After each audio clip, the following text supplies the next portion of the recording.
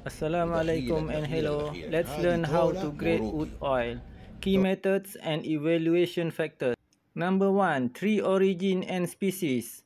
Species like Echuleria melicensis, Krishna, Hirta and Subintegra produce distinct aroma profiles. Number 2. Distillation method. Traditional hydro or steam or supercritical CO2.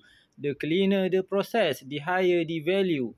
Number 3. Oil aging. Aged wood oil is more mature, smoother, and aromatic, often graded higher. Number 4. Resin content or chromatogram.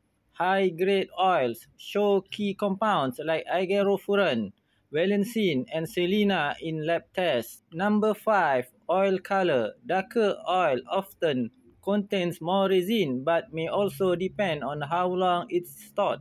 Number 6. Scent and longevity. Complex, long-lasting, and non-acidic aromas equal to high-quality wood oil. Follow and repost Trader Gaharu for wood knowledge, grading tips, and market insight.